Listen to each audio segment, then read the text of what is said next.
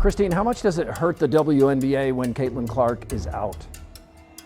It is devastating to the WNBA when Caitlin Clark. Now, I know a lot of us were expecting some sort of dip since Caitlin Clark has been out with injury, but I don't think all of us were expecting the entire viewership of the entire WNBA to be down. And this tweet from Christine Brennan really stuck out to me. She said one player gets injured and more than half the TV audience for the entire league disappears. Has any other athlete ever had that kind of impact on a sport? Golf without Tiger definitely dropped precipitously on occasion. Okay, this is unreal. Without Caitlin Clark on the floor, the WNBA has crashed into a massive financial slump, completely powerless to stop its empire from falling apart. It's as if the league has learned absolutely nothing about protecting the one player who single-handedly dragged them from total obscurity into the spotlight. This is the shocking story of a league that keeps sabotaging itself while its biggest star is sidelined, and how their refusal to face reality is costing them millions every single day. And the truth is the truth, and the data is there. And what we saw when Caitlin was out the last time, the 5 games that she missed earlier in the season, the WNBA's viewership dropped more than 50%. Not just the Fever, but the entire league. Let's be honest, finding real facts in this era of stage drama and social media outrage isn't easy, especially when it comes to sold-out WNBA games without Caitlin Clark. But the brutal truth about the league's dependence on her exploded in everyone's face when Clark was first sidelined on May 24th with a quad injury. Now she's out again with a groin injury, and the reality is, no one knows when she'll return. So here we are, watching a painful rerun of what already happened just weeks earlier. Injury jumped to her groin likely because of compensation. But the thing that you have to be careful of is if, say, you try to rush her back from this injury as well, then you're getting into this territory where a very serious injury can happen. That is what the Indiana Fever, that is what Caitlin need to avoid the best that they possibly can. So if it means that Caitlin is out for 3 weeks, if it means that she is out all the way through All-Star, then breaking it down clearly, nationally televised WNBA viewership collapsed by an astonishing 55%, falling from over 1.8 million when Clark was active to just 847,000 without her. Even Indiana Fever games saw a 53% drop. But here's where it gets outrageous. And by outrageous, I mean dangerously disastrous for a league that refuses to take accountability for its own meltdown. Clark went down. The WNBA ratings have dropped over 55% across the board. Hey, guess what, guys? League is Caitlin Clark. The league is Caitlin Clark. She is the WNBA, guys. Sidelined with a left quad strain May 24th, national TV viewership has plunged since then 55%. Before the injury, the Fever, her team, were averaging 1.81 million views, almost 2 million. Since her injury, fewer than 850,000. While Caitlin Clark was out filling arenas, shattering TV ratings, and generating record-breaking revenue, the WNBA was busy doing what it does best, absolutely nothing to protect its most valuable asset. Somehow, it's considered acceptable to let opponents repeatedly target a player responsible for 26.5% of all league economic activity, while dismissing it as just basketball plays. What makes it worse is this exact problem has happened before, but the league hasn't learned a thing. It's like watching someone burn their hand on a hot stove, then reaching right back for it again, pretending they didn't know it was hot.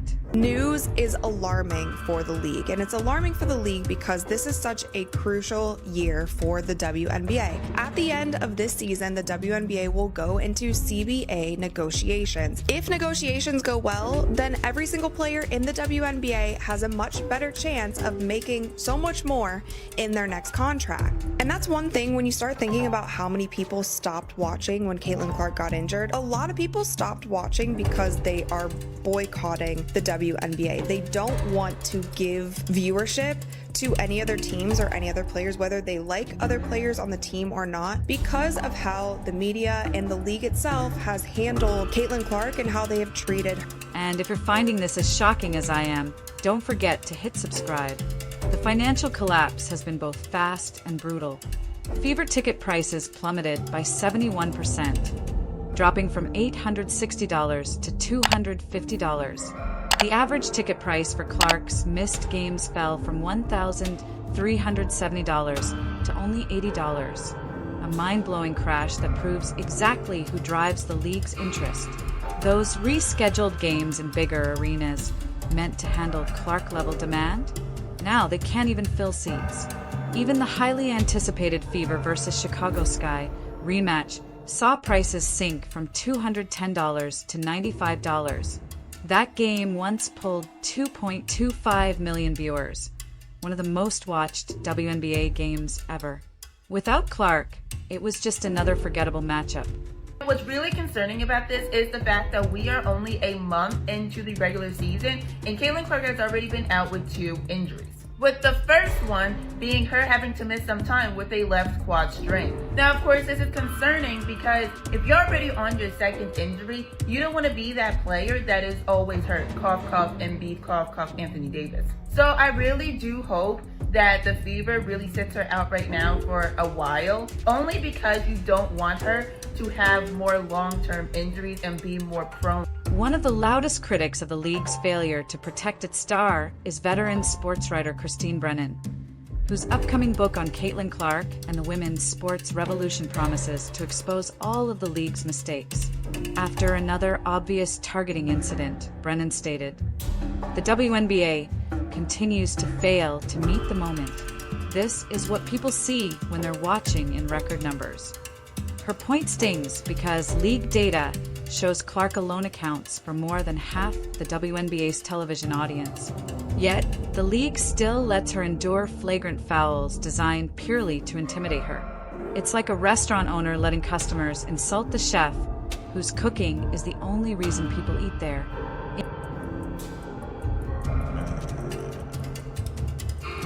Man, congratulations to the WNBA. Your ratings are going to drop by 55 to 60% once again. I believe the WNBA have successfully broken Caitlin Clark. This pattern is painfully predictable. Opponents seem more focused on making statements than playing basketball, repeatedly fouling Clark. 5 of the league's 30 worst fouls this year were against her, with the Chicago Sky responsible for an absurd 80% of them. If she pushes back, she's labeled combative.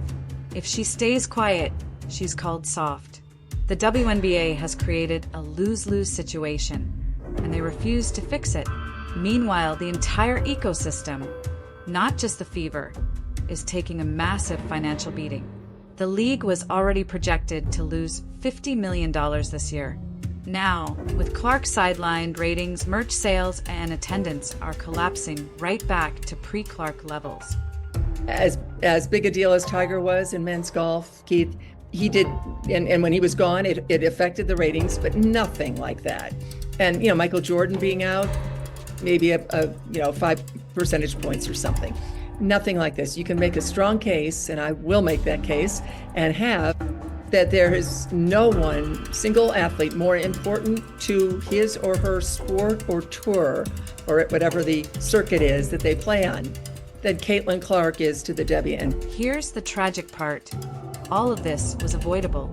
From the moment Clark stepped on the court, she showed maturity, humility, and grace beyond her 22 years, constantly crediting teammates and deflecting attention. The WNBA had a golden chance to embrace her, protect her, and use her star power to elevate the entire sport. Instead, they let politics and jealousy ruin what should have been a celebration of women's basketball. The damage extends beyond ratings and ticket sales. Millions in sponsorship dollars are now in jeopardy because brands who banked on Clark's impact are reconsidering. The league looks torn between chasing social media drama or being a serious professional sport. Newsflash, you can't be both. I don't even know where to begin, man.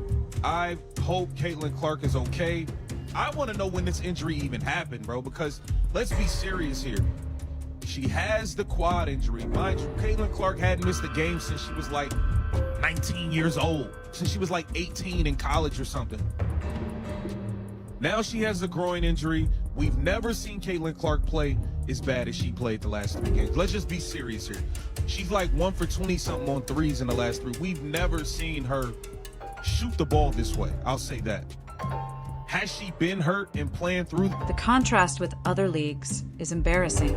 Imagine the NBA allowing players to target LeBron James for months while brushing it off as competition. The NBA would shut that down instantly.